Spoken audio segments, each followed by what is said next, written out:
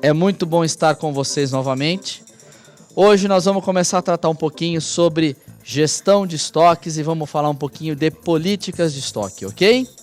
Na verdade é uma pena por um lado para vocês, sinto muito, mas vocês vão me aguentar agora por 3 aulas seguidas e todas falando sobre estoque, tá certo?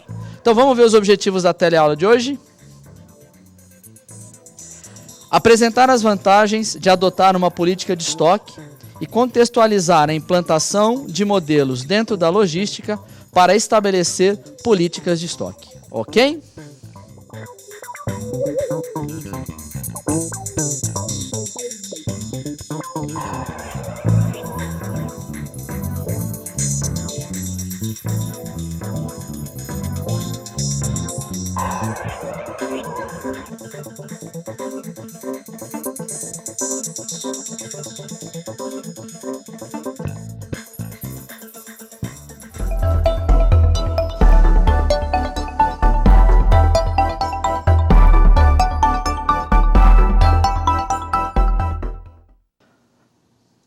Muito bem, meus queridos, é muito bom estar com vocês de novo.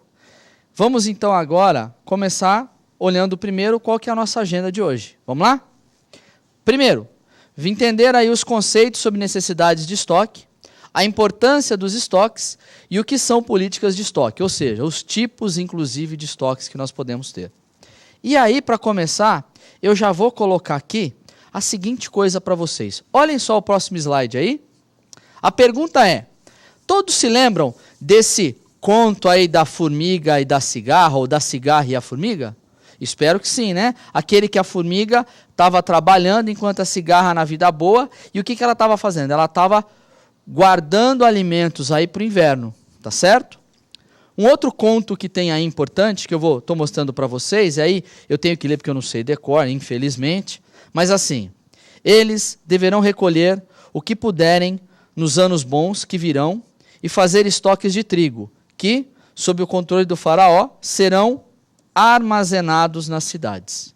Este estoque servirá de reserva para os 7 anos de fome que virão sobre o Egito, para que a terra não seja arrasada pela fome. Ou seja, do que nós estamos falando, agora é comigo? Isso, do que nós estamos falando, esse trecho inclusive é da Bíblia. Se nós formos lembrar, faz parte da Bíblia. E por que eu coloquei esses dois? Porque os dois mostram, basicamente, o princípio do estoque, a importância e a função do estoque, que é um pouquinho do que a gente vai tratar. Se nós formos ver, a principal característica do estoque, então, o que é? É guardar alguma coisa para alguma finalidade. Concordam? Grosso modo, é isso que a gente pode dizer. Então, vamos olhar aí alguns conceitos de estoque. O primeiro deles é a acumulação armazenada de recursos materiais em um sistema de transformação. Esse foi um primeiro conceito bem leve de estoque, tá certo? Se nós formos olhar, nós temos um segundo conceito, e aí sim já mais claro e mais, vamos dizer assim, mais técnico. Vamos olhar lá o que Balô falou? Olha lá, os estoques são acúmulos de... E aí tem uma coisa importante: matérias-primas, insumos, componentes, produtos em processo e produtos acabados que aparecem em numerosos pontos por todos os canais logísticos e de produção na empresa. Ou seja, vamos aí agora agregar mais uma coisinha. O estoque, então, ele não é só o que muita gente às vezes tem como imagem de produto acabado ou simplesmente de matéria-prima. O estoque, ele está relacionado com uma série de outras estruturas na cadeia. E nós vamos ver ao longo dessa aula de hoje quais são as funções desses estoques e por que eles existem. Todo mundo acha assim, né? Que estoque, a gente nunca deve ter nada. Não é bem assim, né? A gente diz assim, que o estoque a gente pode ter, desde que seja o mínimo necessário. Ninguém pode dizer que o estoque é ruim, não é isso. O problema é a quantidade. É igual remédio. Qual que é a diferença entre o remédio, entre aspas, e um veneno? né? É a quantidade da dose. Concordam? Se eu tomar demais, o próprio remédio pode me matar, dependendo do remédio que eu tome. Da mesma forma, acontece com o estoque. Se eu estoco demais, pode ser que a minha empresa não suporte isso. E nós vamos navegar um pouquinho sobre isso. Então, tem uma figura que eu queria que vocês vissem. Mostra lá, por favor. Olha aí essa figura, né? E aí eu coloquei até aí, acho que esse exemplo é o exemplo mais tradicional que a gente tem sobre estoques, que é a famosa caixa d'água lá de casa, das nossas residências, né? O que acontece então com a caixa d'água? Ela, na verdade, serve para quê? Como um reservatório, né? Um reservatório, e à medida que eu começo a consumir, ele baixa a um determinado nível e aí automaticamente eu vou repondo, tá certo? Eu vou substituindo esse novo material. Uma outra coisa é o seguinte, imagina que, por exemplo, aqui eu tenho uma vazão de 10 litros por hora. E aqui eu tenho uma vazão de 5 litros por hora. Significa o quê? Que a quantidade, neste exemplo que eu estou dando, sai mais do que entra. Ah, isso quer dizer o quê? Vamos lá. Imagina, por exemplo, que eu estou na nossa rua, lá na nossa casa. E nós temos, por exemplo, dificuldades com o abastecimento de água. Tem horários que a água chega com maior pressão, tem horário que ela chega mais devagar. Então eu uso água boa parte do dia, enquanto a reposição é menor, e à noite, normalmente, quando tem menos consumo, então você tem mais produção, mais pressão na linha da rede de tratamento de água, e com isso você consegue aumentar o fluxo e recuperar aquele nível que estava perdido. Esse é um outro exemplo disso. Quer ver um outro exemplo também? A caderneta de poupança. Não deixa de ser um estoque. Concordam? Como é que é isso? Eu vou lá pingando um pouquinho de dinheiro a cada dia ou a cada mês que eu posso, e de vez em quando, para uma emergência, eu vou lá e abro a minha torneira e tiro quantidades, às vezes, proporcionalmente maiores do que aquela que eu fui colocando dia a dia. Então eu deposito R$1 por dia e a cada um mês eu tiro R$15. Pronto, economizei 30, tirei 15 e de uma única vez. Por exemplo, não deixa de ser um estoque. Tá certo? Então, acho que esse é um exemplo bem clássico e que mostra bem essas funções. E outra coisa interessante aí. Olha só o que eu coloquei. Aqui embaixo eu coloquei assim, saída de pedidos ou ordens concluídas. Aqui em cima eu coloquei novos pedidos ou ordens. Claro, eu tenho entradas e saídas e para isso tudo eu tenho o quê? Um tempo que acontece entre abastecer esse material e consumir, que a gente vai ver mais para frente, que se chama lead time, ou tempo que isso acontece. Tá bom? Muito bem. Então, acho que é importante fazer isso. Definir de novo estoque como assim? Como uma função principal, que é a de quê?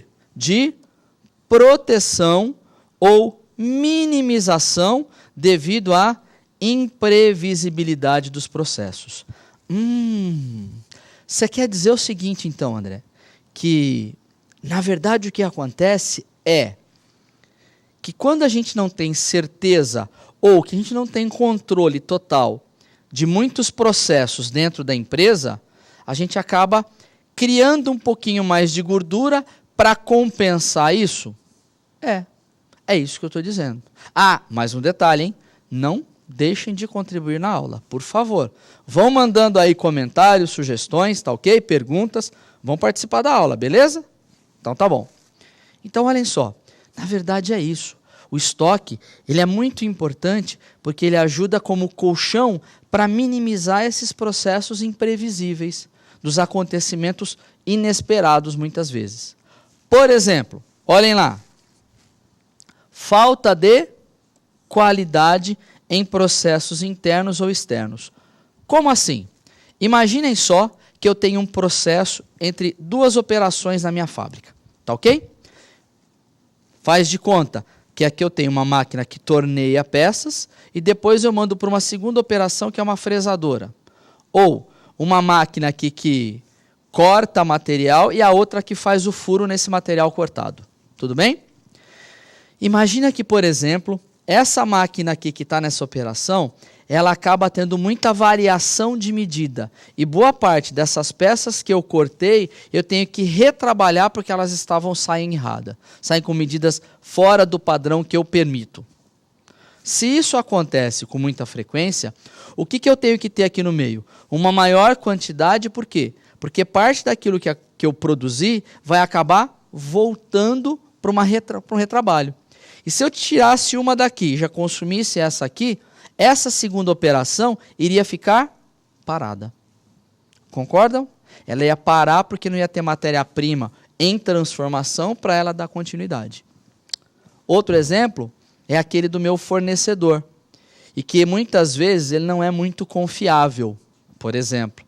E aí, na hora que eu recebo parte da mercadoria que ele me mandou, parte está com problema. Olha só, a gente aqui, inclusive no presencial, também orienta os PAPs que vocês aí estão fazendo, tá certo? Tem um grupo, por exemplo, que está fazendo um trabalho numa farmácia. Uma pequena farmácia, não é grande, e para ter uma ideia, ele tem um problema muito sério com o fornecedor dele de materiais. Por quê? Porque a hora que ele recebe, parte do material, dos remédios que chegam vencidos. Ele não pode entregar.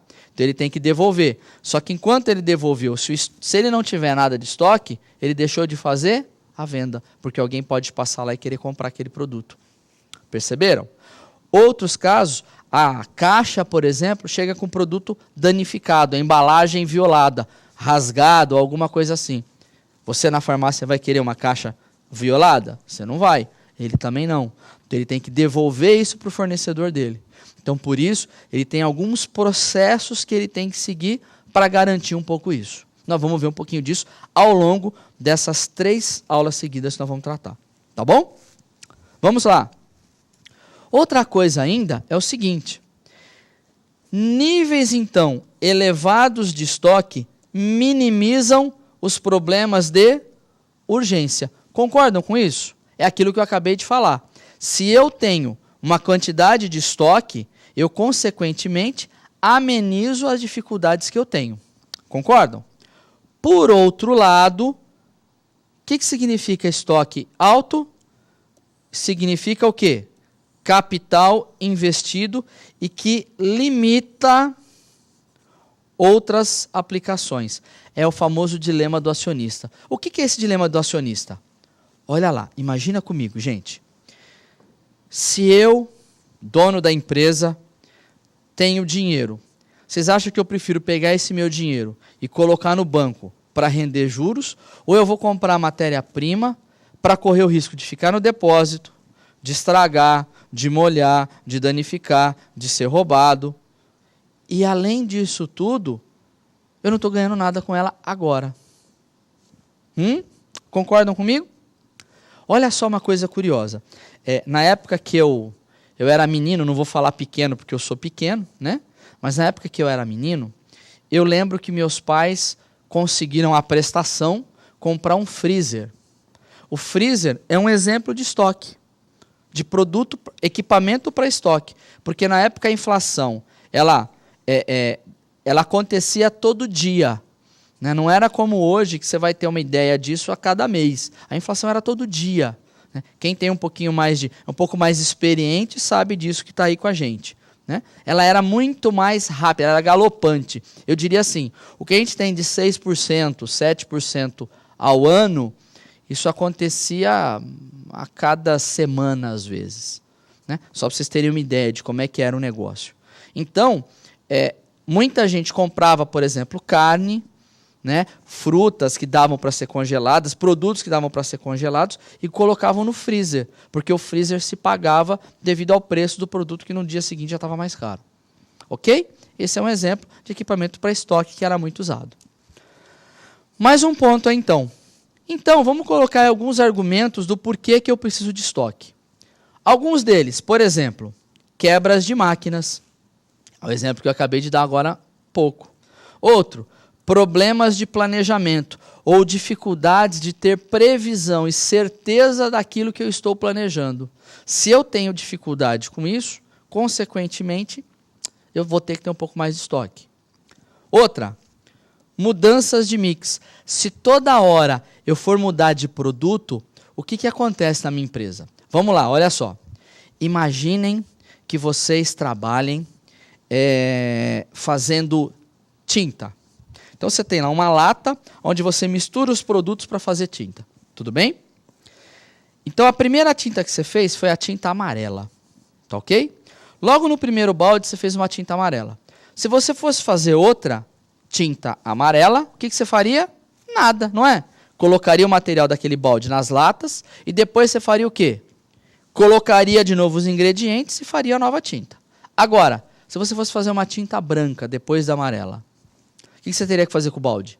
Lavá-lo. Concorda? Se toda hora você tem que parar para lavar, você perde tempo que você estaria produzindo. Você perde a água, gasta a mão de obra que estaria produzindo.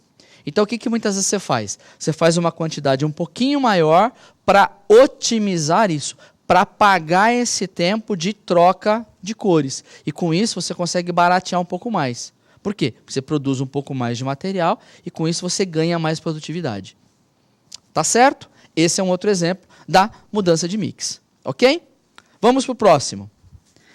Melhorar serviço ao cliente. Olha, essa é legal. Por que isso? Vamos lá. Quando você compra um produto, o que você gostaria de levá-lo na hora? Concordam comigo? Se isso é verdade, se você gostaria de levá-lo na hora, é claro que para isso eu tenho que ter pronta entrega. Ou seja, eu tenho que ter um pouco de estoque.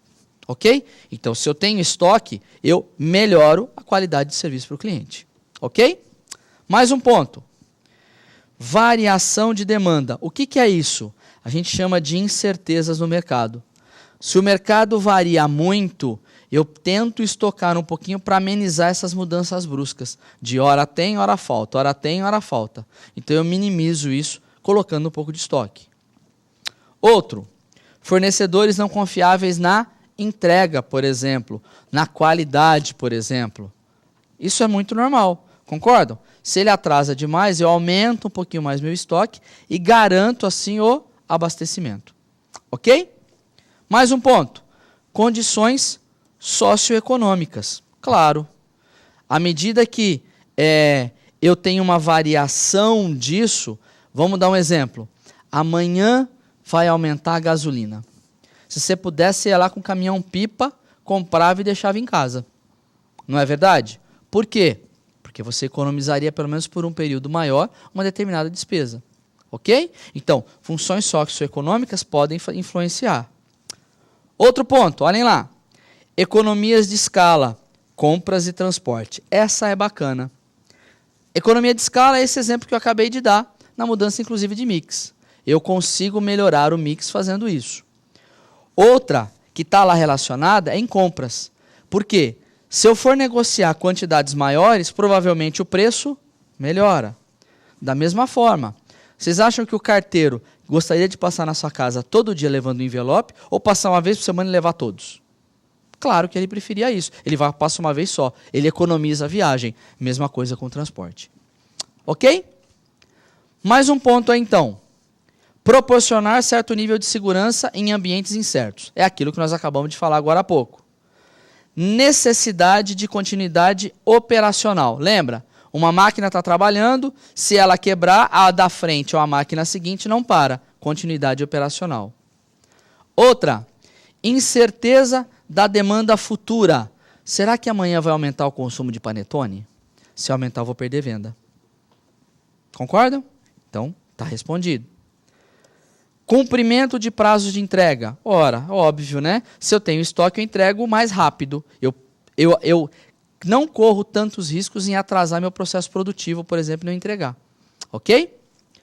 Problemas do fornecedor, e aí de forma geral.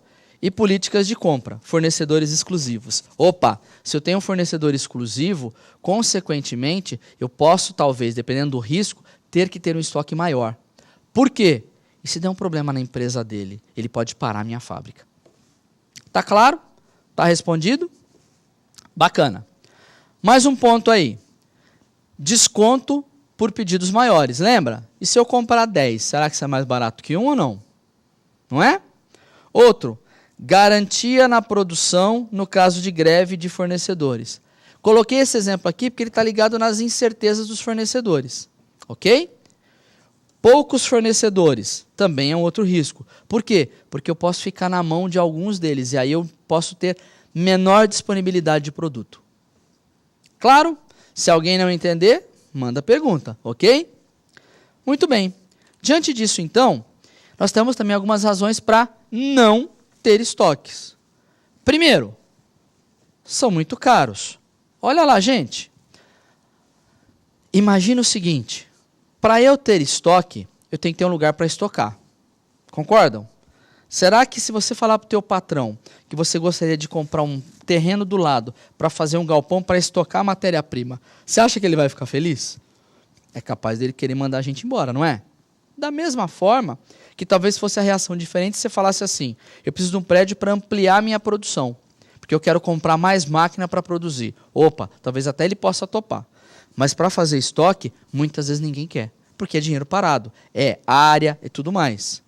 Olha lá, mais um ponto. Podem se deteriorar ou ficar obsoletos. Imagina lá, por exemplo, alimentos perecíveis. Claro. Olha só, máquina de escrever. Puta, máquina de escrever. Alguém sabe o que é isso ou não aí? Vocês lembram ou não? Imagina só se eu tivesse feito 1 milhão de máquinas de escrever na época que entrou o computador. Ou, telefones com fio. Telefones com fio gente, a tecnologia está mudando a cada dia. Se eu ficar com o estoque parado, já era, caducou. Memória de computador, cada vez mais. Quantas memórias nós temos? i7, i5, i3, Dual Core, DDR3, 386. Já ouviram falar um negócio desse? E foi agorinha há pouco. Como isso teve evolução? Então, se eu ficar com alguns itens no estoque, dependendo do que eles são, eles vão caducar. Eles vão passar da época. Né? É eu ter guardado aquele monte de videocassete. Já era. Já foi. E aí, de novo, aquilo que eu comecei, que está ligado com o de cima. Grandes espaços que eles ocupam. E aí, isso custa. Tá certo? Mais um ponto aí, então, importante. Se a gente for ver, nós precisamos, principalmente, pensar em estoque com algumas visões dessas relacionadas com custo ou com vantagem competitiva. Quais são? Olhem lá. Visões, primeiro, de forma estratégica. Por que forma estratégica? Ora, isso é decisivo no resultado da minha empresa. Outra delas é em função da demanda. Por exemplo, se as fábricas de panetone não tivessem já feito parte dos estoques de panetone, talvez em novembro e dezembro falte panetone. Então ele tem que começar antes a fazer isso, em função da demanda, que está relacionado com a quantidade e com a sazonalidade. Ou seja, com esse período de altos e baixos, seja de produto acabado, seja de matéria-prima. Posso pensar também no serviço ao cliente. Claro, olha só, produtos talvez de primeira necessidade, talvez eu tenha um estoque maior do que produtos que não são obrigatoriamente de primeira necessidade. Vamos imaginar? Medicamentos. Dependendo do tipo de medicamento, ele tem que ter estoque, porque ele pode ser vital para uma pessoa. Imagina o hospital, o cara chegou infartado. Não, vamos lá na farmácia ver se tem. Vamos comprar lá fora, porque aqui não tem. Já era. Né? Então eu melhoro o serviço, ou eu garanto qualidade para o cliente. Tá ok? E aí, o outro enfoque é o custo de capital. Quanto eu vou empregar de dinheiro parado? Quanto eu vou deixar de dinheiro parado lá? Até que ponto aquilo que eu vou comprar é ou não estratégico para a minha empresa? Tá claro isso? Bacana. Vamos então aí olhar um pouquinho algumas categorias de estoque, como nós falamos. Olha só, uma delas pode ser matéria-prima ou materiais, que são aquelas que eu abasteço. Outra, produto acabado. Outra, materiais em processo, ou seja, que estão no estágio de fabricação, ou seja, semi-elaborado, que pode estar na área de qualidade para fazer análise, tá certo? Tem um produto que é uma variante desse daqui, que eu posso chamar de semi-acabado, é, por exemplo, aquele carro que eu deixo lá sem pintura esperando receber o pedido. E na hora que eu tenho o pedido, eu pinto na cor que você quer, que o cliente quer. Ok?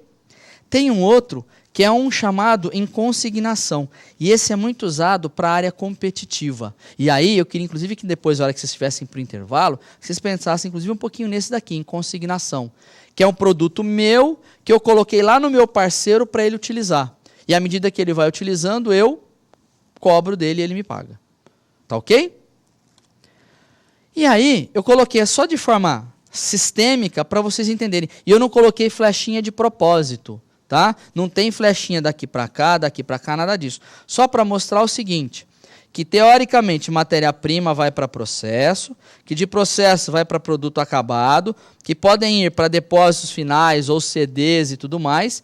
E ainda eu tenho uma parte que eu não falei lá de propósito, que é os estoques de descartados, ou produtos como sucata, refúgio e tudo mais, que também são produtos que a empresa gera. E a gente muitas vezes não lembra onde eles estão. Então, tem que lembrar disso, porque isso, inclusive, parte dele, nós temos que destinar. Nós vamos ter, inclusive, um semestre que nós vamos abordar isso, sobre logística reversa. Ok? Não percam. E aí, alguns tipos de estoque mais. Estoques chamados de segurança, que servem para garantir as incertezas. Um outro deles pode ser o estoque especulativo. O que é especulativo? É aquele que eu vou comprar porque eu sei, por exemplo, que vai ter um aumento de preço. Então eu vou lá e compro uma determinada quantidade. Ou eu posso especular para conseguir um preço melhor. Ou eu posso especular e ter esse estoque porque eu peguei uma promoção. E aí eu fui lá e aproveitei isso. Tem um outro importante, que é o chamado estoque em trânsito. Olha lá. Trânsito. Eles estão em movimento. Por que é que eles estão em movimento? Ora, olha só, gente. Tem empresas, e isso é muito legal, e tem muitas empresas que estão usando e é bacana, que estão fazendo o seguinte, em vez de eu manter o meu estoque lá na minha empresa, ou lá no meu CD, igual está ali atrás, ó, ali, vamos olhar para cá, aí isto, vamos olhar para cá, olha lá, o estoque lá atrás, tá vendo? Em vez de eu deixar ele lá, eu carreguei ele no caminhão e ele está viajando.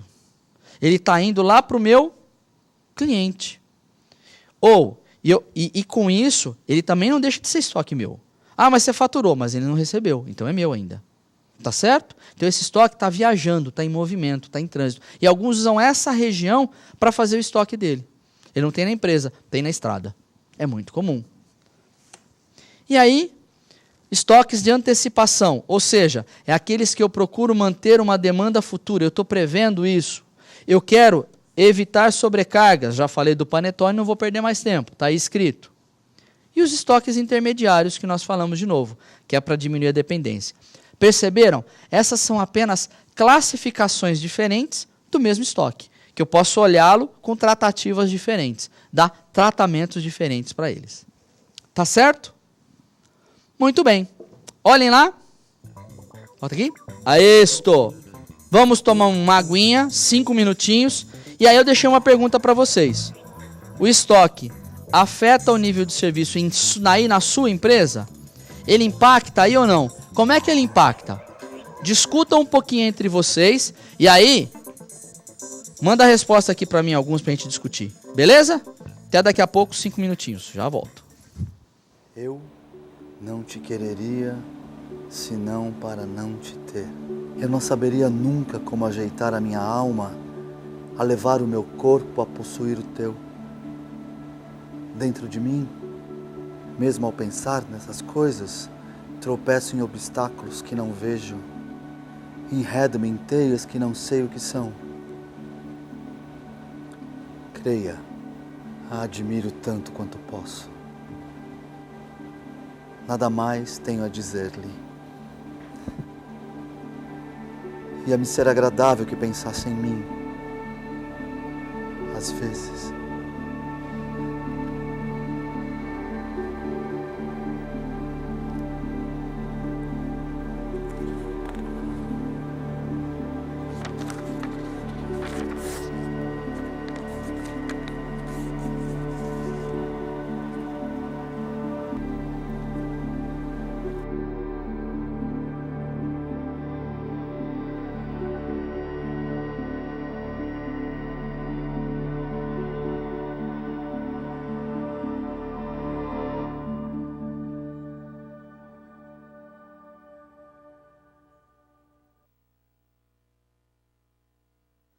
Bom, vou começar então a discutir um pouquinho isso. Eu só queria dizer o seguinte, claro que talvez essa não seja uma das minhas melhores aulas, né? Nem sempre a gente faz todas melhores, a gente tenta sempre. Mas essa aula é para o Rodrigo Miranda, lá de Mauá. Tá bom, Rodrigo? Só para vocês entenderem, o Rodrigo não está mais com a gente, infelizmente ele tá morando num outro lugar melhor, né? Mas ele teve aí uma perda em Mauá, era do curso de logística, então um abraço aí para a turma, tá bom? Torce por você onde você estiver, viu? Vamos lá? Bom, vamos responder algumas perguntinhas aí. Primeiro, a Tatiana, lá de Mauá, um abraço, Tati. Ela trabalha numa empresa que eu conheço, nós já falamos aí um pouquinho, lembra outro dia, né? E ela disse assim, que ela tem muitos problemas com peças de estoque de manutenção. Que nem sempre as peças estão no estoque e tudo mais para atender essa necessidade, essa demanda. Isso é um problema sim, tá? E principalmente nas áreas de manutenção. Por quê? Existem dois tipos de manutenção. Uma delas que é a manutenção que você faz em equipamentos que estão dentro da tua empresa, no teu processo. Existem outras empresas que trabalham com peças para venda, para manutenção de equipamentos, ok? Então, assistência técnicas, por exemplo, fazem isso. O que eu te digo? A principal coisa é o seguinte, precisa se fazer um bom estudo de como é que se comportam as curvas de cada item, para ir minimizando isso. Só que aí tem outros pontos a serem discutidos. Por exemplo, a disponibilidade ou não do fornecedor master, que você sabe quem que é, eu conheço, né, que fica em Minas, de como é que ele faz para disponibilizar esses itens para vocês. Tá ok? Depois, qualquer coisa, você manda um e-mail e a gente conversa um pouco mais sobre isso. Tá? Mas sim, não é fácil não, a gente sabe disso. É difícil sim para manutenção. Tá bom? Outra pergunta veio do Polo, um abraço aí para o Polo de Volta Redonda, para o Anderson e para o Eduardo. Eles colocam assim, como é que dá para fazer a venda de um produto, na verdade, que já foi vendido? Né? Ou seja, pelo que eu entendi na pergunta, se estiver correta, que você teria que... Como é que a gente faz quando você já vendeu um item e aquele mesmo item foi faturado de novo? Eu diria assim, não dá para fazer, você vai ter que cancelar uma das notas, porque legalmente isso não pode. O que acontece é assim, é um problema de estoque, e nós vamos tratar disso, inclusive, na próxima aula nós vamos falar um pouquinho sobre estoque, que está ligado com com o inventário. Se o inventário estiver bagunçado, vai dar problema. E aí a gente vai falar um pouquinho disso, que está ligado a todas as operações dentro do estoque. Tá bom? Não perca a próxima aula. Um abraço aí para Ribeirão Preto. A pergunta é a seguinte, mercadoria em trânsito é estoque ou é mercadoria do cliente? Ainda não é do cliente, ela é sua, porque o cliente ainda não recebeu. Tá certo? A nota fiscal você emitiu para o cliente. Só que enquanto ele não pôs a mão na mercadoria, você é o fiel responsável.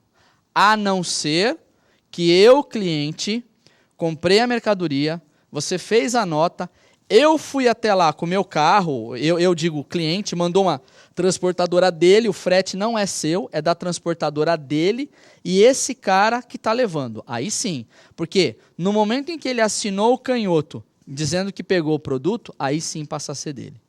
Tudo bem? Espero ter respondido aí, tá bom? Vamos continuar? Olha lá. Primeira coisa, então, mais um ponto. Os estoques, então, são afetados por uma série de coisas, como nós estávamos falando. Por exemplo, a sazonalidade, que pode acontecer por entre safras. Claro. Olha só empresas que fabricam vinho. Eles têm uma safra de uva e depois acaba. Só que ele tem que entregar vinho o ano inteiro. Tá um exemplo disso. Tá certo? Outros casos, por exemplo, são muito comuns na Conab. Alguém já ouviu falar na Conab aí? É muito comum, a Conab administra os armazéns da parte da Secretaria de Agricultura, né? Então, ela tem estoque, por exemplo, de muitos produtos agrícolas, por exemplo. Para quê? Para balancear a safra. Então, na época que tem muito milho, ela estoca e à medida que vai consumindo do mercado, ela vai disponibilizando uma parte. Senão, o preço faria como? Né? Uma oscilação absurda e todo mundo ficaria maluco. Então, ele pelo menos tenta amenizar um pouco isso. Tá ok?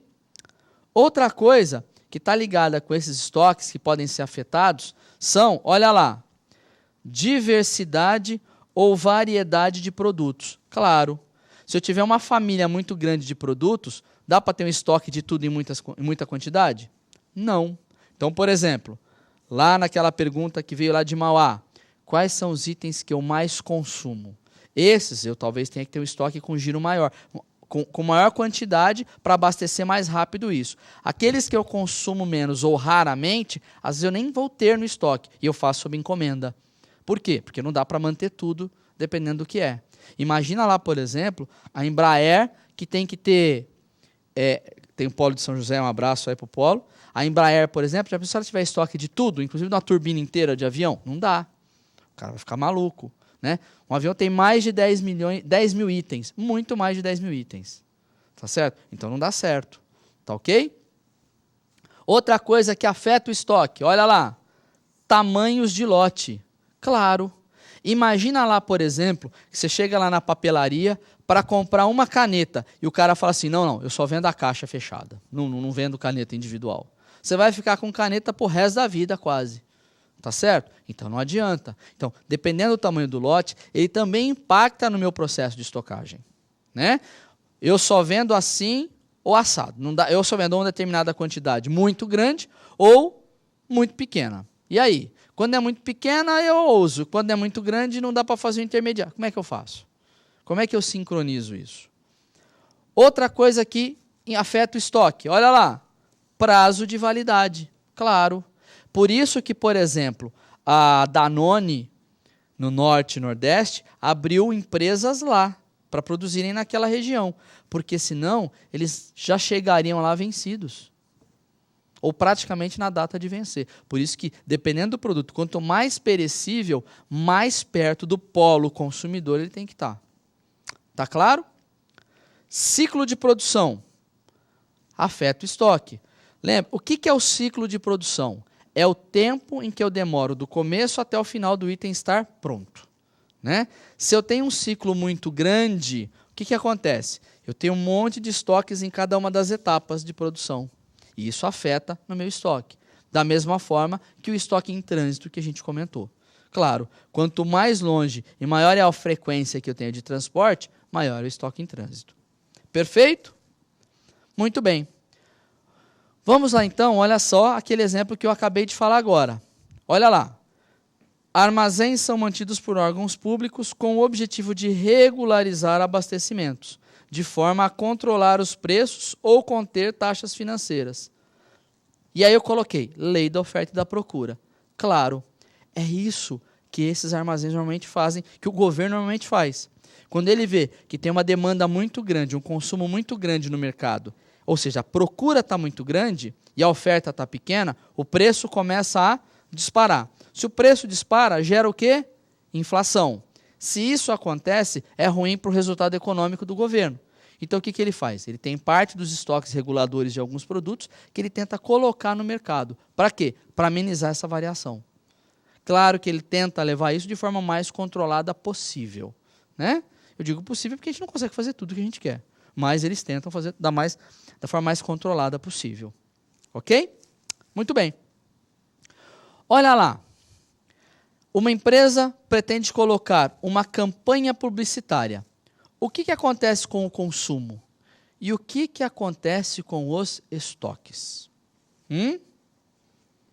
Por que eu falei isso, gente? Olha só. Se eu vou colocar uma campanha publicitária, qual que é a tendência desse produto no mercado? Aumentar. Ou seja, muito mais gente vai querer procurar. Concordam comigo? Se muito mais gente vai querer comprar, das duas umas. Ou eu tenho que me programar para isso e manter estoques previstos, lembra da demanda? Eu tenho que pelo menos tentar estimar um pouquinho de como é que vai ser essa procura e a partir daí eu consigo abastecer. Ou se não, eu vou perder venda. Concordam comigo? E ninguém quer fazer uma campanha, gastar com publicidade, gastar com propaganda, colocar do lado da novela das 8, no meio da novela, já pensou? Eu anunciando no meio da novela e todo mundo vai comprar e não tem o produto? Teve um caso desses com refrigerante, só que parte foi logística, parte foi comercial. né? Mas teve esse problema. E é claro, se isso acontece com o consumo, claro que para o estoque eu tenho que estar com um nível mais ou menos balanceado para tentar responder da melhor forma possível. Isso se chama, olha lá, que eu coloquei aqui, nível de serviços. Isso é que é importante. É o nível de serviço que controla esses produtos. Tá certo? Muito bem. Vamos em frente. Opa! Temos um videozinho aí que dá para ter uma ideia desse problema de estoque. Vamos dar uma olhadinha? Vamos lá? Pininho, pene, parafuso. Ué, mas cadê o talharinho? Mas eu fiz o pedido na semana passada. Não é possível que o movimento tenha aumentado tanto assim. Zé! Ô Zé, vem cá.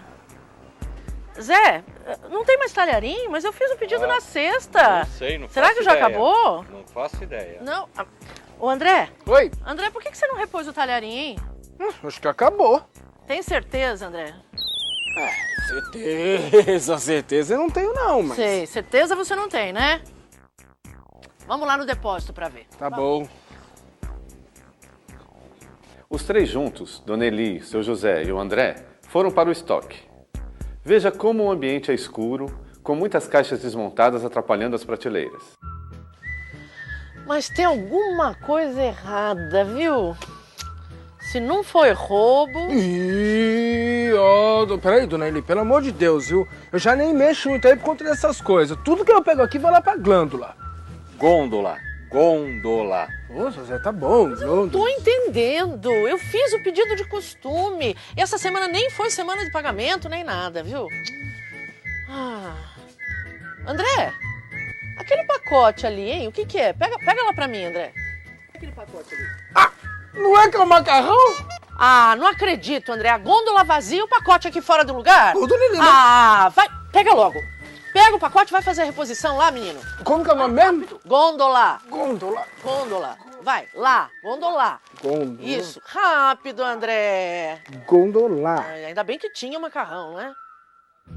Pois é, a caixa estava fora de lugar, foi achada e o problema foi resolvido. Será mesmo?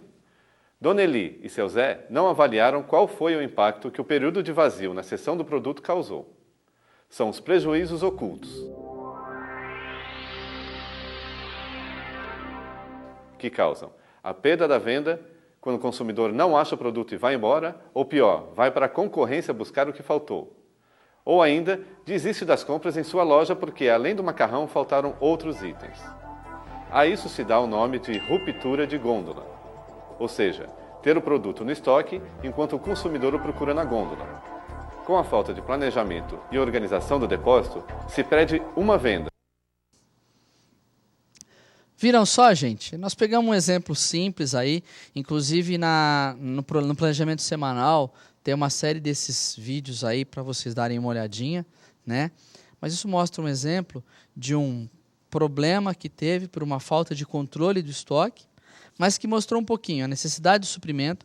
Lembra que ela falou uma hora assim, mas não é nem período de data do pagamento, porque eu tinha que pedir mais. Ou seja, ela previu também a demanda, ela controla a demanda dela, ou seja, a necessidade que ela tem que ter de produtos no estoque.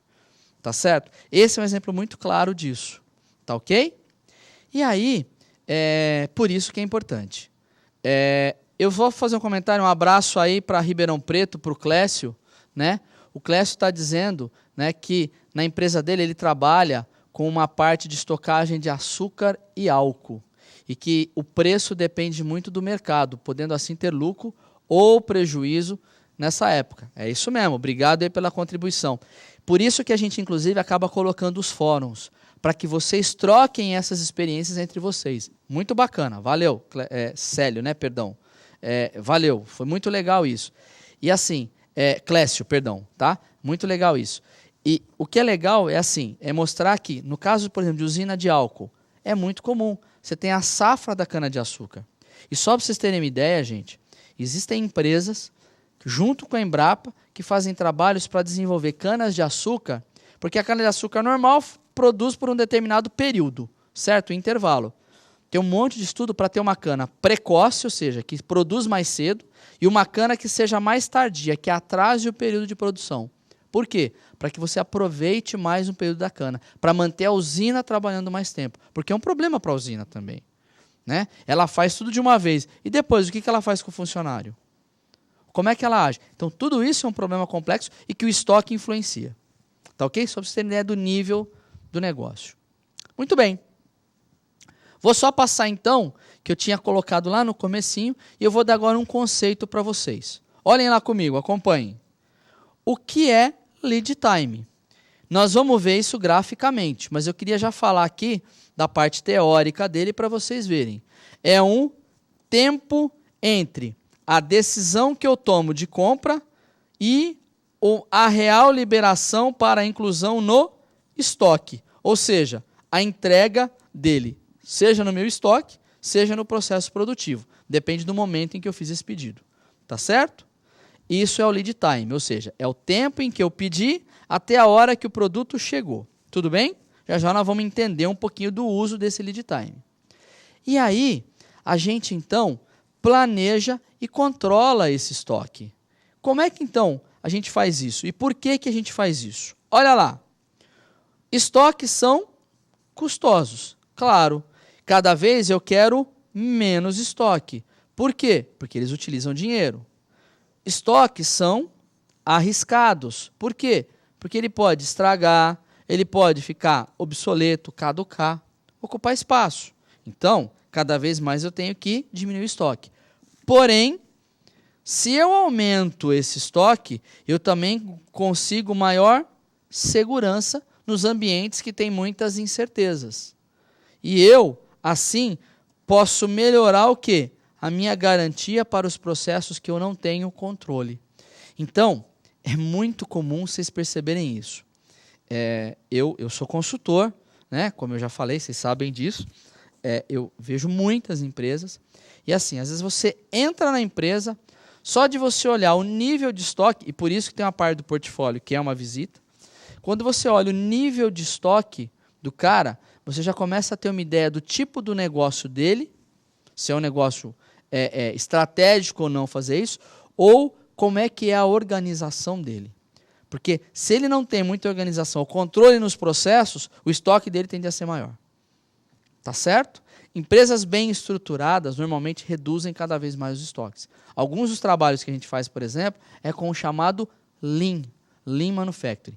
Só para vocês terem uma ideia do Lean, a Embraer, por exemplo, num dos setores deles, estão trabalhando no Lean e estão num determinado nível de estágio. Eles já estão numa complexidade tão grande que para eles mudarem de categoria, que eles chamam de prata para ouro, eles têm um trabalho previsto de mais ou menos 8, se eu não me engano, 8 anos. Quem for do polo aí de São José, que se tiver alguém de lá que seja na Embraer, dá um toque aí e manda aí pra gente. Mas se eu não me engano, são 8 ou 10 anos para melhorar o processo. E olha que o processo está bem afinado já. Para vocês terem uma ideia, eles conseguem fazer uma parte de acabamento de um avião em 8 dias. Toda a parte de acabamento do avião, depois dele pintado. Só para vocês terem uma ideia. Tá ok? Vamos em frente. Então, nós temos uma coisa, quando a gente trabalha com estoque, que são os seus custos. E esses custos estão ligados com o custo de pedido, com a falta de estoque, que nós acabamos de ver no vídeo, com o custo de manutenção do estoque ou de armazenagem. Vamos dar uma olhadinha um pouquinho em cada um deles. O que é então esse custo do pedido? Ele está ligado com o processo de emissão de um pedido. Ou seja, toda a parte sistêmica em que eu faço para colocar um pedido. E o que está relacionado com isso, então? Olha lá, qual que é esse custo? É o salário que está envolvido com a emissão dos pedidos. Por exemplo, é o processo de enviar um pedido ao fornecedor, bem como os recursos necessários para isso, seja lá e-mail e tudo mais, tá certo? Se a gente for ver, esse custo de pedido, ele está relacionado com o quê? Com o volume da requisição, ou que os pedidos ocorrem, com o período que ele ocorre. Olha só o porquê isso, gente. Vocês concordam que para eu comprar uma caneta lá na empresa, o comprador, teoricamente, catou o telefone, ligou para o cara, fez a cotação dele, tentou negociar, desligou, mandou o pedido para o cara e recebeu a caneta. E teve todo o processo de recebimento e tudo mais. Concordam? Qual que é a diferença se ele comprasse 100 canetas? O tempo de ligação? Tá bom. Talvez o tempo de ligação fosse um pouquinho maior, mas não proporcional a 100 canetas. Concordam? Porque como ser um volume maior, ele vai tentar apertar um pouco mais na negociação. Certo? Ele vai chorar um pouco mais para o desconto do que para comprar uma caneta só. Porém, os outros foram todos iguais. E a diferença de 1 para 100, em termos de tempo para ligação, foi, vamos exagerar, 1 minuto a mais do que a anterior para negociar. Tá certo? Então, esse é um exemplo desse custo de pedido. Outro lá, o custo da falta. Esse pode estar ligado com alguns fatores. Por exemplo, por não cumprir o prazo de entrega. Claro. E aí, se o meu parceiro não cumpriu, uma das cláusulas, por exemplo, que eu posso colocar é o pagamento de multa ou cancelamento do pedido até. Além disso, esse não é o maior dos problemas. O maior problema talvez seja eu ter reduzido o volume de venda. E aí, eu estou prejudicando a imagem da minha empresa, a imagem do meu cliente para com o meu produto, muitas vezes, custo, confiabilidade, e aí eu acho que é um dos fatores mais importantes, que é a concorrência, que é aquilo que nós vimos lá no vídeo. O cliente pode ir lá no vizinho, comprar o produto do vizinho e descobrir que aquele produto do vizinho é tão bom quanto o meu, ou até melhor do que o meu. E o pior de tudo isso, além de ser tão bom quanto ou melhor quanto, pode ser que ele goste e descubra que o do vizinho era mais barato que o meu. E aí, como é que eu fico? Que situação e como é que eu vou fazer para reconquistar esse cara de novo? Tá claro? Muito bem. Vamos em frente? Olha lá então, o custo com manutenção ou armazenagem dos produtos. Claro, está ligado com toda a parte de armazém. Isso quer dizer, com o espaço físico, com o volume que ele ocupa, com o sistema de armazenagem, de movimentação, seja do produto, seja de pessoas, seja o uso dos equipamentos, seja dos sistemas de informação, e tudo isso, inclusive, nós vamos explorar um pouquinho mais nas próximas aulas, tá? Então, não percam as próximas aulas, ok? Outra coisa está ligada com impostos, claro. Se eu comprei mais, tenho mais, eu tive que dispor de mais impostos mais cedo para pagar. Outro, seguro, roubo. Pode acontecer? Claro que pode acontecer, né? Perdas, perda é muito comum. Obsolescência. E aí eu acabo aumentando o custo financeiro para mantê-lo. Claro. O que eu quero dizer com custo financeiro?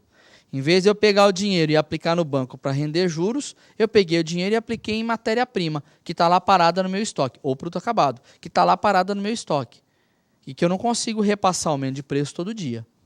Todos sabem disso. Tá certo? Muito bem.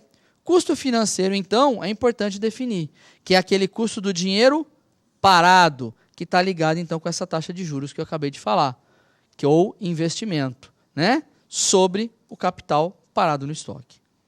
Tá claro? Muito bem. Vamos em frente. Olha só então que legal esse quadro. Esse quadro é bem bacana pelo seguinte. Imagina só esses conflitos aí que nós colocamos em relação ao estoque, na gestão do estoque. Eu coloquei aí 3 agentes na empresa. Um deles é o comercial, outro é a fábrica e outro é o financeiro. Nós vamos ver como é que cada um desses se porta dentro da empresa. Olha só, e se eu estiver mentindo, vocês me falam. Olha só, primeiro, matéria-prima. Se eu for ver, o departamento de compras quer que eu compre se eu puder mais. Não pela quantidade, mas porque ele pode conseguir um desconto na hora da negociação. Certo? Já o departamento financeiro, o que ele fala? Ele fala assim, eu não quero que você compre mais. Por quê? Porque eu vou ter perda pelo capital investido. Concordam comigo? Muito bem. Olha lá agora, para a mesma matéria-prima, o departamento de produção vai falar assim, beleza, não vai faltar nunca arroz e feijão para mim poder fazer a mexido. Pronto, vai estar sempre aí. Não vou ter falta de estoque. Com isso, é isso que eu quero. Departamento financeiro, mais uma vez, vai falar assim, você está maluco? Por quê? Porque você vai gastar mais dinheiro para armazenar, além das perdas que você pode ter por ele caducar. E aí, o último departamento, que é o departamento de vendas. Da mesma forma, ele sabe que se eu tiver maior matéria-prima, consequentemente vai melhorar minha produção. E se eu melhoro minha produção, eu provavelmente vou ter mais produtos em estoque acabados. E com isso, o que acontece? Claro, eu tenho entregas muito mais rápidas, melhora a minha imagem, melhora a minha relação com o cliente. De novo, o departamento financeiro vai falar assim, mas você vai guardar aqui muito mais material. Ou seja, teoricamente, todo mundo gostaria e adoraria ter matéria-prima guardada, produto acabado guardado. O problema é que custa. E dinheiro é o que bate. Dinheiro é o que manda. Tá certo? Oba, uma pergunta aí. Paulo de Mauá, um abraço aí. Ô Xará, André, vamos lá. Ele pergunta o seguinte, se vale a pena a empresa disponibilizar ao seu cliente seu estoque real. A empresa em que ele trabalha adota isso. Deixa eu ver se eu entendi o que você me falou. Você disse o seguinte, você, pelo que eu entendi, a tua empresa mostra para o teu cliente, ou o teu cliente entra lá no teu site e vê o quanto você tem estocado. Tá certo? Se for isso mesmo que eu entendi, eu diria assim, essa resposta parece ser resposta de mentiroso, tá? Mas não é. Eu vou falar assim, depende. Esse depende que o cara não sabe. Não é, é que é assim. Se eu tenho uma boa relação de parceria com o meu cliente, se ele é um parceiro e se ele reconhece esforços que eu faço e ele valoriza isso, nada mais tudo bem de eu ser transparente com ele. Entendeu? E com isso, ele inclusive contribui para que eu mantenha o meu estoque em ordem. Por exemplo, ele entra lá no site da minha empresa, olha lá o estoque que eu tenho e diz assim, ô parceiro, aumenta mais um pouco o estoque aí, tenta produzir um pouquinho mais, porque eu estou prevendo uma campanha promocional para a semana que vem. Então, você vai me vender mais produto, porque eu vou comprar mais de você, porque eu vou vender mais na semana que vem. Percebeu? Então essa, por exemplo, é uma boa relação. Então isso depende muito da relação que eu tenho com o meu parceiro. Se é uma relação ganha-ganha, se eu não me engano, eu não lembro se é no 4º semestre, não percam, provavelmente a professora Edilene, é ela que dá essa parte de negociação, como eu também dou, mas é ela que dá aqui no curso, essa parte de comunicação e negociação, que é muito legal. Entendeu? Por quê? Porque é uma relação chamada ganha-ganha. Se é a relação ganha-ganha, não tem nada de mais eu abrir toda a minha empresa para o meu parceiro. E ele fazer a mesma coisa comigo. Os dois trabalham juntos. Se for morrer, morre os dois abraçados. Tá certo? Agora, se for uma relação de especulação apenas de um para com o outro, fecha a porta, não mostra nada. Né? Porque cada um diz o que quer. Aí. Tudo bem? Espero que tenha respondido aí a sua pergunta. Muito bem. Mais 2 pontos aí acho que importantes. Eu só estou colocando aqui agora alguns conceitos devagarzinho para vocês entenderem. Então imagina lá que eu tenho aqui um item chamado Q, que é uma quantidade por pedido. E um ponto chamado R, que é o ponto de reposição. Ok? Por que esses 2 fatores são importantes? A quantidade e o ponto de reposição. Ora, é isso que determina a minha negociação de compra. Quanto eu vou comprar, em que momento eu vou pedir para comprar. Concordam? É isso que vai estar relacionado com o meu dinheiro. É isso que vai estar relacionado com o meu suprimento. De novo lá, né? Para o Xará lá. Se eu abro para o meu parceiro, ele fala assim, aumenta aquele que... Ou, se você conseguir fazer mais rápido, se prepara, porque eu vou ter um boom aí daqui a pouco. Ou, não faz mais nada, porque esse item de venda está caindo na minha empresa. Então, eu vou demorar um pouquinho mais para comprar de você. Não produz muito mais, não. Segura isso daí e não faz mais. Outra coisa importante que eu ia comentar. É muito legal isso. existem algumas relações de contrato, principalmente com montadoras, que a gente sabe que as negociações com montadoras são muito mais apertadas, né? E os estoques intermediários das montadoras cada vez são menores, é óbvio. E todo mundo quer estoques menores. E aí tem a política do just in time, né? Que é a reposição de produtos no menor tempo possível, na menor quantidade possível. Tá certo? A grosso modo é isso. E olha só, existem casos, e aí eles colocam aquilo que eu mostrei um pouquinho anteriormente, de multas até por não cumprimento de prazos. Então, assim, vocês imaginem o seguinte, por exemplo, imagina que a montadora está trabalhando e vai faltar lá um determinado parafuso para mim terminar o carro. O cara liga e fala assim, olha, a minha linha vai parar. Daqui a 2 horas a minha linha vai parar. E aí, você sabe que faz de conta que minha linha produz 20 carros por hora. A um preço de R$20.000 cada carro, você sabe quanto é que você vai me pagar por essa linha ficar parada. O cara simplesmente manda entregar peças de helicóptero. Quem é aqui da região sabe disso, né? Eu moro perto aqui dessas montadoras, de vez em quando tem helicóptero descendo nos vizinhos ou mesmo no pátio lá para entregar peças. Por quê? Porque senão vai para a fábrica. E a multa é muito maior do que um frete aéreo. Ok? Muito bem, vamos em frente. Olha só que bacana. Olha aí. Olha aqui, isto.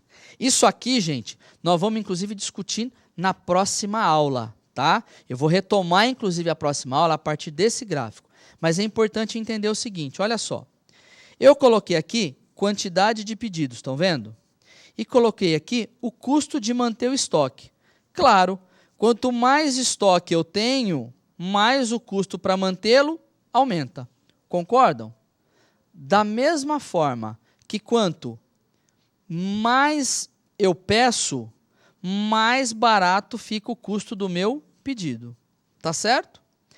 Isso, então, se a gente colocar os dois gráficos junto, acaba gerando esse gráfico aqui, que me mostra, então, um ponto aqui que eu criei, que é onde as duas curvas se encontram, que é o lote econômico de compra.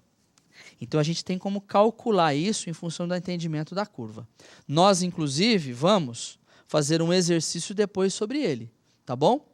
Logo, qualquer quantidade por pedido que seja diferente da quantidade econômica resultará em custos extras ao requisitante. Concordam? Seja de um, seja do outro. Tá aqui, vou voltar para a gente ver isso. Olha lá, ó. Daqui para cá vai ter um custo maior ou daqui para cá. Veja que a curva de custo é essa daqui. Tá ok? Existe um ponto mínimo aqui de inflexão. Tá certo? Muito bem. Olha só, então, eu aqui fiz um ciclo perfeito de pedido e de estoque, né? Normalmente, como é que é? Eu reponho, vou consumindo, vou consumindo, vou consumindo. Chega num ponto zero, que coincidentemente eu já recebi uma nova safra, e aí vou consumindo, vou consumindo, vou consumindo, e assim por diante. Tá certo? Isso é uma demanda que a gente chama de fixa, porque ela se comporta do mesmo jeito e ela é previsível. E aí, eu até calculo algumas coisas sobre o nível de estoque, que nós vamos falar no próximo encontro. Só estou colocando aqui para vocês começarem a se ambientar com isso. Tá ok? Da mesma forma que esse daqui é um ciclo muito parecido e mais próximo do real. Na verdade, eu vou oscilando o meu processo de consumo. E o que acontece? Se eu chegar num determinado período e ele não me entregar, eu vou ter uma ruptura de entrega. É como se o meu produto fosse fazendo -1, -2, -3 carros. E aí, a hora que eu reponho, eu volto para cá para repor. Ah, mas por que você voltou para cá? Porque provavelmente os níveis podem ser diferentes na hora da reposição. Porque, teoricamente, o tempo passou, ou eu peguei emprestado e posso estar devendo para alguém. Então, o que eu quero dizer com isso? E o que mostra isso daqui? Se vocês forem ver, as curvas de consumo podem se comportar de formas diferentes. Então, eu periodicamente faço as chamadas revisões de consumo, até eu tentar melhorar um pouquinho esse nível de estoque. Isso, por exemplo, está ligado naquele caso lá daquela empresa que mandou a pergunta aí para mim, que está na linha automotiva. Ok? Portanto, olhem lá comigo. que eu olho com tudo isso? O que é que permanece em estoque? Quando eu devo reabastecer? Quanto eu reabasteço nesse período? Tá certo? Outra, né? Para isso, eu tenho que fazer solicitações ao departamento de compras. Eu tenho que receber, conferir, armazenar essas necessidades. Eu tenho que controlar esses estoques. E isso daqui, nós vamos discutir tudo, olha aqui, ó. Não percam as próximas aulas. É disso, inclusive, que nós vamos discutir. Que está ligado com o que nós vamos dar um pouquinho de continuidade daqui a pouquinho. Vamos tomar uma aguinha? Daqui a pouco a gente devorteia. Tá no finalmente. Tá nos finalmente. Vixe Maria, o que deu aqui? Ah, agora sim. Olha lá, pessoal. Eu já coloquei aqui 2 pontos de teoria que acho que são importantes a gente retomar daqui e que nós vamos usar no próximo encontro, ok? O primeiro deles é o seguinte. Olha lá. Ponto de reposição, então, como nós vimos, é o quê? Para que ele serve? Ele deve repor somente quando necessário. Claro, lembra, se eu comprar antes, tenho dinheiro, gastei dinheiro. Se eu comprar depois, perdi o estoque, talvez não tenha tempo de repor a quantidade que eu precisava, perdi pedido. Tá certo? E isso acontece então quando? Quando a quantidade em estoque for igual à quantidade planejada de vendas para o prazo de entrega, ou seja, aquele lead time do fornecedor. Lead time do fornecedor. Por isso que muitas vezes a gente tem inclusive 2 ou 3 fornecedores para discutir. Tá certo? Então olha só um exemplo. Se um fornecedor demora 2 dias para entregar um pedido e você vende 4 por dia, qual é o volume de estoque de um pedido que deve ser colocado? Ora, óbvio, se ele demora 2 dias para entregar e eu consumo 4 por dia, 8 peças para que dê tempo dele repor. Tá certo? Esse é um exemplo bem simples disso. Tá ok? Muito bom. Rê, não esquece de colocar aquele negócio lá para mim, tá? Lembrando. Outra. Ponto de reposição, então, o que é? Queria mandar um abraço aí pro Polo de Guarulhos, tá? Pro Gerson aí. Obrigado, viu, Gerson, pelos comentários aí. Valeu. Tamo aí, a gente tenta fazer o melhor possível para vocês todos os polos. Tá bom? Abraço, Eli, viu? Vamos lá. Olha só. Existe, então, o ponto de reposição. E o que é o ponto de reposição? Ora, o ponto de reposição, então, ele é calculado como? Eu pego lá aquela taxa de demanda, lembra que nós falamos? A quantidade e o tempo que eu demoro para entregar, ok? Só que aliado a isso, eu somo mais uma coisinha aqui que é esse ES. E o que é esse ES? É uma coisa chamada estoque de segurança. O que é então esse estoque de segurança, professor? Esse estoque de segurança nada mais é do que um ponto acima do meu mínimo permitido. Vamos entender isso. Olha lá. Lembra que aqui, nós chegamos aqui num limite que se eu vejo esse negocinho chamado estoque de segurança, eu tenho tempo de, no mínimo, tentar correr no vizinho e falar, meu, me empresta alguma coisa porque o bicho pegou. O cara não me entregou ainda, não chegou para mim. E depois eu te reembolso, depois eu te devolvo, depois eu faço qualquer coisa. Ou que eu vá lá no meu segundo fornecedor, mesmo que ele cobre mais caro, e possa comprar dele entrega imediata, porque assim ele me sustenta para que eu não pare a empresa num determinado período. Em outras palavras, quando eu chego no meu ponto de reposição, que é aquele que eu pedi, onde eu fiz o meu pedido, que nós vamos ver daqui a pouco num gráfico melhor, ali no momento eu faço o pedido. Me acendeu a luz amarela e eu pedi. Se até no dia que eu tinha programado receber, eu não receber, o que eu faço? Eu grito socorro, acende a luz vermelha. O que é essa luz vermelha? É o meu estoque de segurança. Tudo bem? Vamos falar disso mais na próxima aula. Tá ok? Vamos continuar aí, olha só. E aí, essa taxa de demanda, então, e esse tempo de entrega devem estar sempre na mesma base. O que eu quero dizer na mesma base? Se for em dias por dias, se for semana por semana, hora por hora. Ou seja, na mesma unidade de medida. Não dá para somar abacaxi com laranja. Tá ok? E outra coisa, significa então que esse ponto de reposição nada mais é do que o consumo da demanda durante um período compreendido entre a colocação do pedido e a entrega do fornecedor. Tá certo?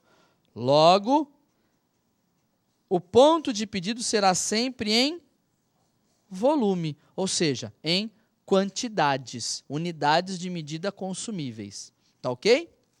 Então, de forma bem sucinta, o que é isso? É uma equaçãozinha matemática. Olha lá. R o que é mesmo? É o ponto de pedido. E o que ele é? Ele é a quantidade do estoque de segurança somado ao que? A demanda vezes o lead time de entrega do fornecedor. Simples, não é? É uma continha matemática bem fácil. E aí, então, eu vou explicar ela aqui para vocês, como eu falei. Olha lá. Eu aqui comecei as minhas atividades. Fui consumindo.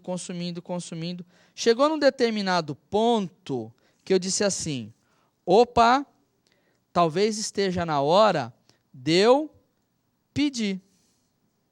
Por que pode ser que esteja na hora de eu pedir? Vai depender o quê? Do tempo de entrega do meu fornecedor. Tá certo? E aí, eu vou consumindo. Opa, olha lá, não era não, era aqui, ó, olha a minha estrelinha aqui. Aqui o que era então? Era apenas uma medida de venda. Olha só, eu fui consumindo. A hora que eu cheguei nesse ponto, que eu chamei de R, que nada mais é do que o meu ponto de pedido. O que aconteceu? Eu startei o pedido e continuei consumindo.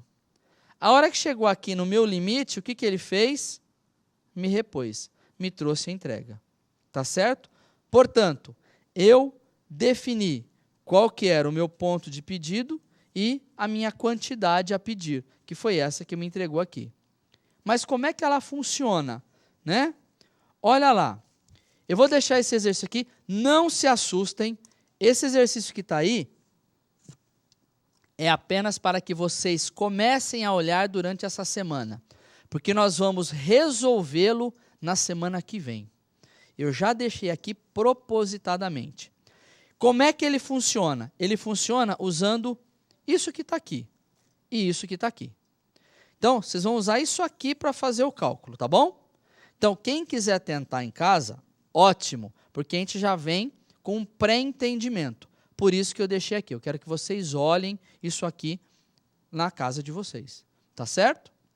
Muito bem. Então, esse estoque de segurança que eu falei, o que é? É aquele que existe para cobrir consumos inesperados. Ou seja, para repor determinadas ocorrências que podem acontecer de formas não previstas. Então, olha só, vamos definir isso. Nada mais é do que a quantidade mantida em estoque para suprir necessidades nas ocasiões em que a demanda é maior do que a esperada, ou quando a oferta, capacidade para repor o estoque é o quê? É menor do que a esperada. Entre aspas, é um ponto limite que eu posso pedir ainda socorro se eu precisar. Olha só aqui um exemplo disso. Agora fica muito claro. Eu coloquei aqui um consumo. Foi consumindo, chegou aqui. Esse aqui é a minha quantidade zero. Para que eu não chegue nesse limite e não corra riscos, o que eu fiz? Eu criei aqui embaixo uma nova área, que eu chamei de estoque de segurança, que é um prazo a mais em que eu tento criar uma perspectiva, ou tento prever o quê? Uma margem de segurança caso o meu fornecedor atrase. Então, se ele atrasar aqui, eu ainda tenho esse período aqui de consumo para depois fazer a entrega. Tá claro isso? Ok? Muito bem. Olha só então. Isso aqui então, esse estoque de segurança, ele é calculado de uma forma muito simples, muito simples. Existem tabelas para isso, que é o que eu vou mostrar agora para vocês de forma bem sucinta. Olha lá. O estoque de segurança nada mais é do que, olha lá, um Z. O que é esse Z? É a probabilidade de cobertura desejada, que isso está em tabela estatística, que nós vamos ver. É uma tabela que está pronta. Tem o quê? Uma variação da entrega do fornecedor vezes a raiz do meu lead time. Como é que funciona isso então? Olha só um exemplo. Vamos pegar lá um determinado estoque. Então eu tenho um consumo por ano de 21.542 peças. E aí eu sei que isso é, por ano, faço lá a minha raiz e tiro 6.219 peças. Da mesma forma que eu posso ter um outro item que eu tenha 1.135. Este é no mês e este é no dia. Por isso que um eu fiz 12 e o outro eu fiz 30. Então, olha só, converti peças por mês, converti de mês para dia. Tá certo? Aí o que eu faço? Olha lá, eu vou lá e vejo qual que é o nível de serviço que eu tenho. Como é que funciona isso? Então, por exemplo, perdão, isso são tabelas estatísticas que fazem assim. Eu tenho lá, eu quero atender ou garantir um nível de serviço de 80%. Significa que eu corro risco em 20% de não entregar, mas em 80% eu cobro. E aí me dá uma tabela Z de 0,84. Esse é o fator que eu uso, 0,84. Tá certo? O que eu tenho mais? Olha lá, eu não tinha aqui as 1.135 peças por dia, que é a minha demanda. Olha lá, coloquei aqui a minha variação de demanda, 1.135. E o tempo que eu levo, lead time. Nesse caso, 1. Equivale a um estoque de segurança de 954 peças. Definir. É simplesmente uma conta matemática, mais nada. Muito fácil. E aí, gente, olha só. Essa tabela aqui, por exemplo, ela mostra uma série desses valores aqui. Eu mostro, à medida que eu tenho percentuais de risco, eu tenho valores, coeficientes diferentes para calcular isso. Então, em função do risco, e olha só uma coisa, em 52%, ou seja, quase metade eu garanto apenas de suprimento, eu uso um K de 0,102. Se eu quiser 99,9, eu multiplico a minha quantidade de estoque por 3. Percebam? Quanto maior a confiabilidade, mais eu vou aumentar o fator K ou Z, depende de cada um chama, e que vai me influenciar no resultado. Tá claro? Tudo bem aqui ou não? Ah, mas professor, aqui você colocou Z, aqui você colocou K. Eu fiz de propósito. Por quê? Porque alguns autores chamam Z, outros autores chamam de K. Mas quer dizer a mesma coisa. São tabelas para os diversos graus de atendimento. Ok? Vamos em frente, então. Então, lembra que nós vimos que existe, então um lote econômico de compra, que é aquele, lembra, do gráfico que me mostra aqui? Então, a gente faz isso, né, para tentar definir melhor o nosso nível de serviço. Então, o nível de serviço ajusta esse lote econômico para que eu também leve em consideração custo versus quantidade sobre essa falta. Ou seja, eu é que quantifico, eu é que coloco parâmetros para quantificar isso. Então, eu uso uma tabela que me faz isso, tá certo? Então, olha só, vamos olhar aqui. Se o consumidor aceita esperar a reposição, ou seja, se o consumidor, se eu chegar lá e falar para ele, ó, não tenho a peça hoje, ele fala assim, não tem problema, eu passo aqui o dia que tiver. Se ele não se importa com isso, olha lá, o custo da falta é 0, tá certo? Ou seja, o pedido teoricamente pode ser atendido mais tarde. Se isso é verdade, né, as vendas efetivamente só vão ocorrer quando chegar esses produtos, tá certo? O problema é até que ponto eu vou ou não perder essa venda, ou até que ponto ele vai deixar de comprar de novo. Se isso é verdade, beleza. Agora, olha lá, se o consumidor não está disposto a esperar, o que acontece? Eu perdi o lucro da venda. E aí tem o problema da multa, que nós já comentamos, tá certo? Essa é a relação que acontece com o lote econômico de compra. Diante disso, então, essas faltas que nós falamos é que estão ligadas com essa necessidade. E com isso, eu deixei um exercício aqui, que eu não vou fazer hoje, nós vamos fazer na próxima aula também, só que eu queria que vocês olhassem. Por quê? Porque ele vai usar, esse exercício aqui todo, vai usar aquela relação que nós fizemos lá com o lote econômico. Não percam, então, as próximas aulas, ok? Diante disso, então, nós precisamos falar um pouquinho dessas políticas de estoque. E essas políticas de estoque, elas visam o que, então? Preparar um plano operacional para eu tentar manusear melhor esse estoque e reduzir, assim, as perdas, tá certo? Eu vou tentar, assim, minimizar os impactos. E como é que funcionam, então, essas políticas de estoque? Olha lá. Primeiro, elabore um plano e mensure a excelência no tratamento com o cliente. Ou seja, como é que eu quero tratar o cliente? O que eu tenho como diferencial ou não para ele? Isso é uma política de estoque. Eu aumento ou diminuo meu estoque para melhor ou não atendê-lo. Outra, planejo o dia a dia do estoque com um levantamento de dados para quê? Para reduzir a quantidade. Ou seja, eu tenho que ter dado, eu tenho que ter número. Não adianta ter feeling. Eu tenho que ter dado na mão para poder fazer isso. Com esses dados em mãos, o que é que eu faço? Vamos lá. Analiso essa série de dados temporais.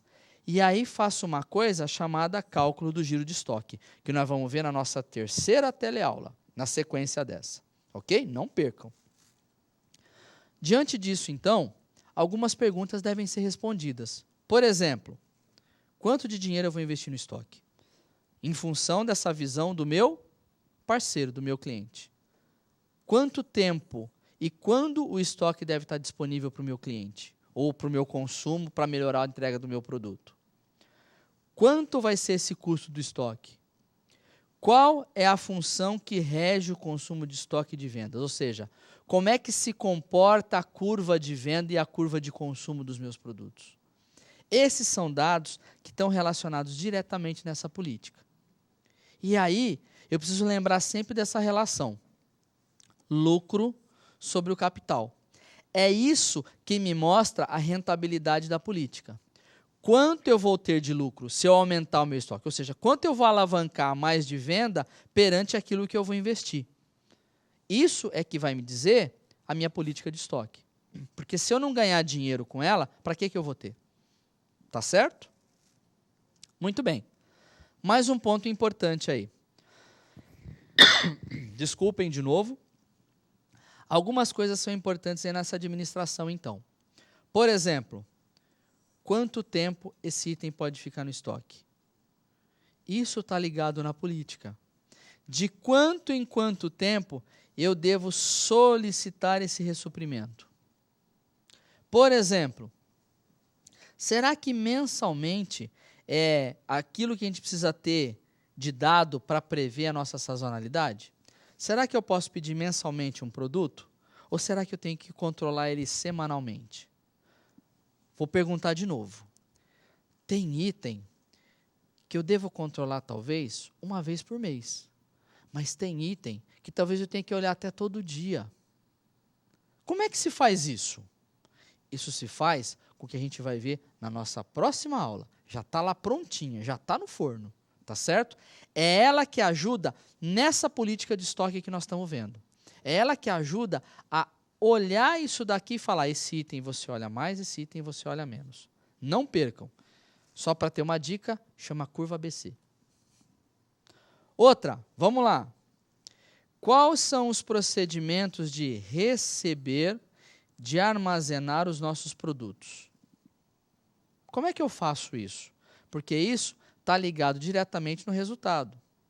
Outra, emitir relatórios. Sem relatório, não adianta, eu não vejo nada. E isso está ligado na nossa terceira aula que nós vamos trabalhar. Por isso que as 3 aulas acabaram caindo para o tio aqui. porque elas estão bastante relacionadas. Então, uma aula é continuidade da outra. É como se nós tivéssemos uma grande aulona dividida em 3. Tá certo? Diante disso, então, para essa política, eu preciso prever os estoques. Então, o que é prever estoque? Olha lá. As previsões sempre se iniciam com dados históricos. A grande maioria delas, até hoje sim. Hoje tem mudado um pouquinho, mas eu não vou entrar a fundo nisso, porque senão complica o negócio. Tá certo? No caso de um produto novo, ou início de uma linha de produção, normalmente a gente faz o quê? Ou se baseia num projeto. Então, por exemplo, vou lançar um produto que nunca teve no mercado. Então, eu tento fazer um estudo de mercado e tentar prever isso daí. Ou, se não, estou lançando um produto que é meio que substituto de outro. Aí eu até posso tentar aproveitar um pouquinho do histórico desse que eu estou substituindo para usar como referência nessa previsão de estoque. Ok? Por isso que montadoras, por exemplo, quando lançam carros novos, acabam tendo algumas dificuldades no momento de reposição. Então falta peça para os carros que começam a ser recém-batidos. Esse é um dos motivos. Tem outros, mas esse é um deles. Ok? Vamos lá. Para então a gente prever estoques, a gente normalmente usa alguns métodos matemáticos para isso. São esses métodos que acabam auxiliando nessa relação aí com a cadeia produtiva. Por exemplo, alguns métodos ou modelos. Alguns deles são séries temporais. O que são séries temporais? É aquela que eu olho a quantidade ao longo do tempo.